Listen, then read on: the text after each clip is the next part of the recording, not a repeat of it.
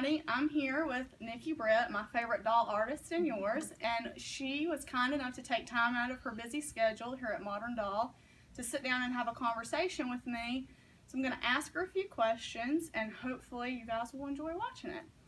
Alright, so Nikki, my first question for you is, of all the dolls that you've sculpted, do you have one that's your favorite?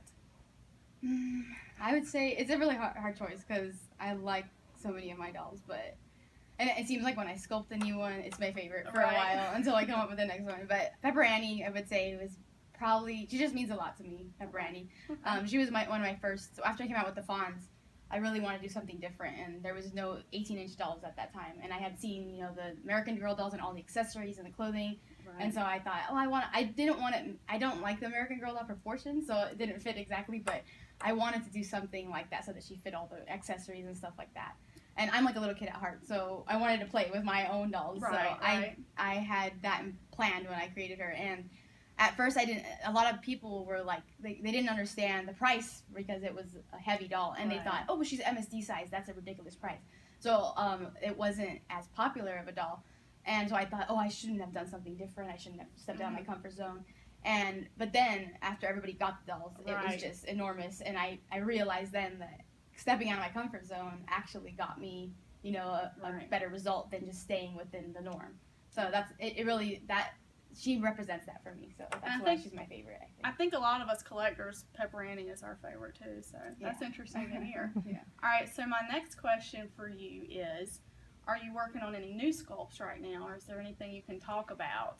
I know it's hard. It might be secret, but I know I wish I could share it with you guys, but I feel nervous that someone might steal it. It's really original, and I have. I'll tell a little bit about her. I won't say the main surprise part about it. But her name's gonna be. It's gonna be just a series of a character I just came up with, and she's gonna be a little bit dark, but kind of like Wendy, but cute at the same time. Her name's the series is gonna be called Home Is Where the Rabbit Heart Is.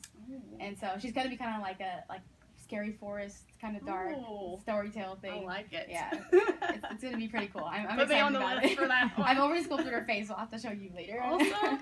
Yeah, so I'm really excited. When I create something that's original, I just get so excited over it. Just as excited as the collectors do about owning it.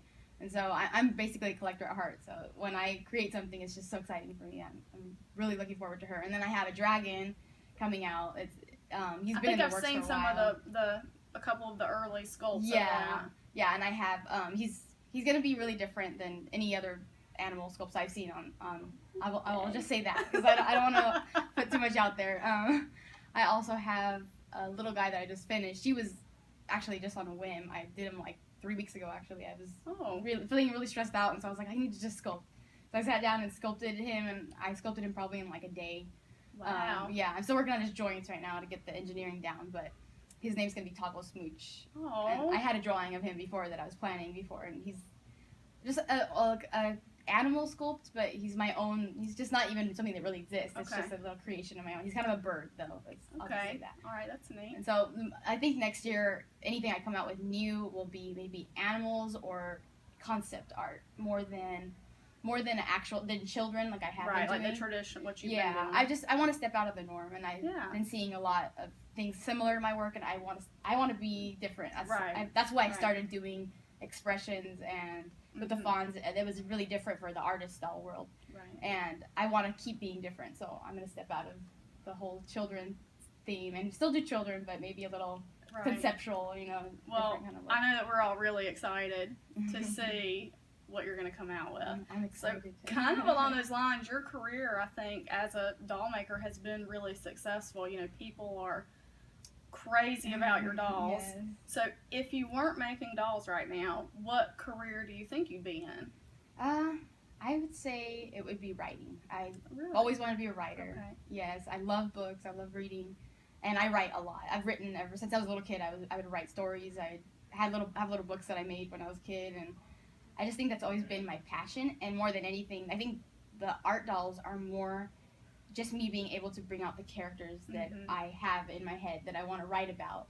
I haven't exactly got. I think I want to be a writer, actually, still. Even in the future, I see Well, it's that. never too late. Yes. So. I see that in my future. I definitely do. And I have written a lot of stories. I just haven't shared them. I'm kind of insecure about my writing, but you should share some with us. I should. I write a lot of poetry also. Okay. And, yeah, I think it would either be that or theater. I love That's awesome. theater. So you're totally a creative person. So yes, you I would love be in art. a creative and I love field like that. Yes, and I've actually auditioned for theater, and I've been in a couple productions, wow. just behind the scenes, kind of like the choir or just little things there, here and there. I just actually last year was the first time I took a leap of faith, and I was like, okay, I'm just gonna go ahead and audition for something. I was so nervous, and I got in the part, so I That's got Jekyll and awesome. Hyde. So yeah. Oh wow.